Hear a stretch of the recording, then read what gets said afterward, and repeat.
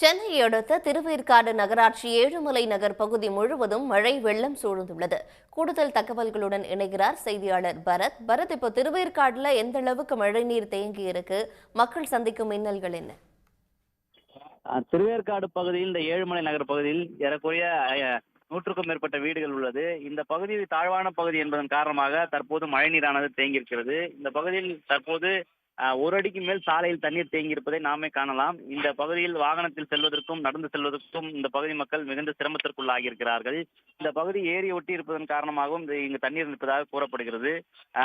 இந்த தண்ணீர் நிற்பதன் காரணமாக இங்க இருக்கக்கூடிய பகுதி மக்களின் இயல்பு வாழ்க்கை பெரிதும் பாதிப்பு உள்ளாகி இருக்கிறது. இன்று காலை பணிக்கு செல்வோர் கூட மழைநீரில் நனைந்தபடியும் தண்ணீரில் தத்தளித்து செல்கின்றனர். எனவே உடனடியாக தண்ணீரை அகற்ற நடவடிக்கை எடுக்க வேண்டும் என்று கோரிக்கை வைத்திருக்கிறார்கள். இங்க இருக்கக்கூடிய கால்வாய்கள் முறையாக அமைக்கப்படவில்லை, தண்ணீர் வெளியேற்றும் அளவிற்கு முழுமையாக கொண்டு செல்லவில்லை, பாதியிலே நிறுத்தப்பட்டிருப்பதாகவும் கூறப்படுகிறது. எனவே உடனடியாக கால்வாய்களை சீரமைத்து வருங்காலங்களில் தண்ணீர் நிற்காதவாறு இந்த பகுதியை சீரமைக்க வேண்டும் என்று கோரிக்கை வைத்திருக்கிறார்கள்.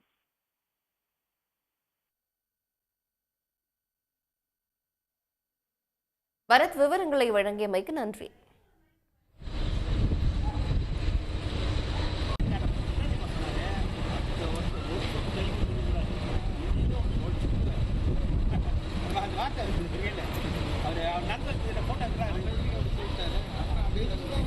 உடனுக்குடன் செய்திகளை தெரிந்து கொள்ள சன் நியூஸ் பெல் ஐகானை கிளிக் பண்ணுங்க.